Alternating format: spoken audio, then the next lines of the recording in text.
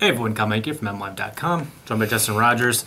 Talked to Joe Lombardi today, so of course the offense again is in the spotlight. I think 29th in total offense, 29th in points, dead last still in rushing, and by quite a large margin. There's three real big villains, I think, when it comes to the state of the offense at this point. There's Joe Lombardi, there's Matthew Stafford, and there's the offensive line. At this point, Justin, who do you put it most on, the offensive struggles? Lombardi, Stafford, or the offensive line? I think you're right in saying that all three deserve some blame. I'm leaning to about 50% of that pie toward Lombardi. And the reason I say that is I think it's the coach's obligation to emphasize strengths and de-emphasize weaknesses. And there's a big weakness right now in the offensive line and the run blocking.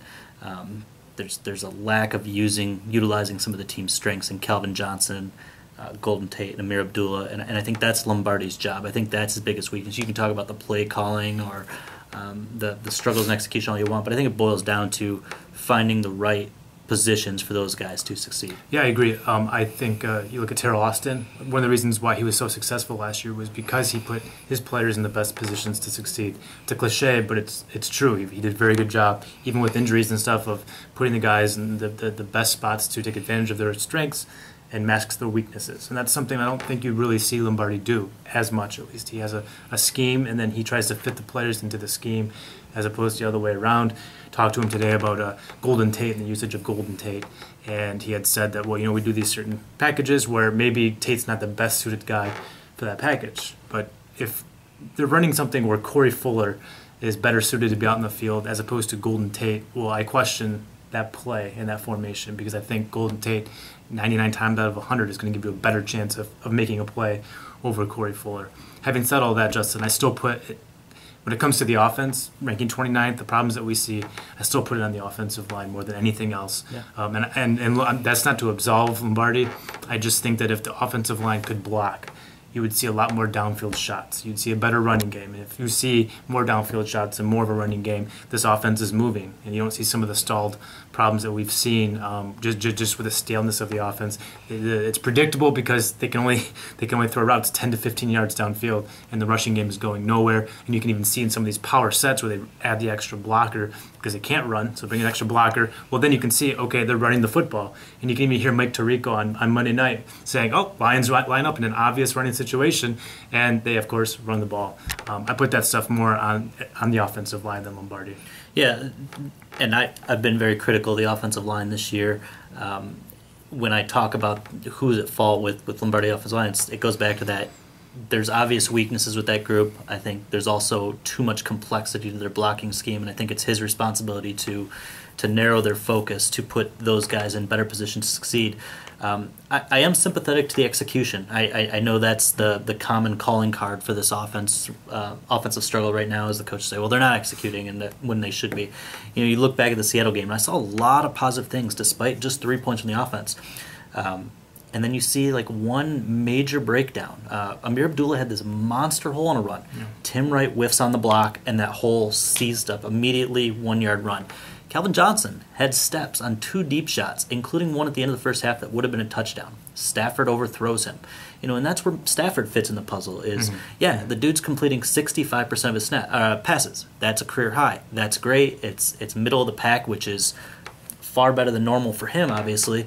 But he's got the lowest yards per completion of his career. It's a lot of dink and dunk stuff when he is taking shots. Team took 4 deep shots in the first 3 games. That's not enough. Yeah. Took 5 against Seattle. Didn't connect until the very last drive when Stafford hit right. So if they execute better against Seattle and Stafford hits one of those deep passes, or Tim Wright makes some of those blocks, we're saying, oh, maybe the offense is healing itself. Maybe it's starting to get better, but it's still, still stupid errors. Larry Fitzgerald is a slot receiver these days for the Cardinals. Yeah. Has as many 20-yard catches as the Lions as a team.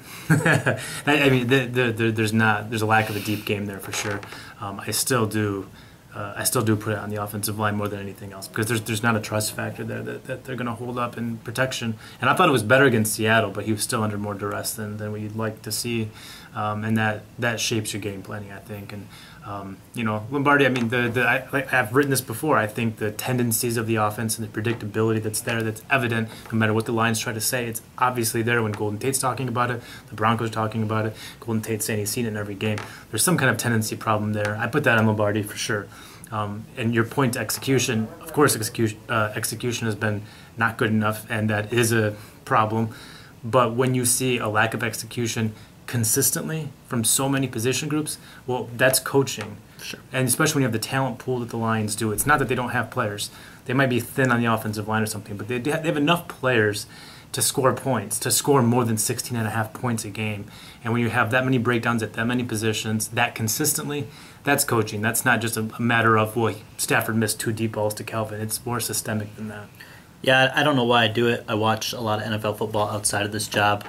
It's a really poor way to use my free time, I'm not going to lie. But I don't know. The more I watch, the more I feel offensive line play around the league is just down. And you see a lot of bad offensive line play.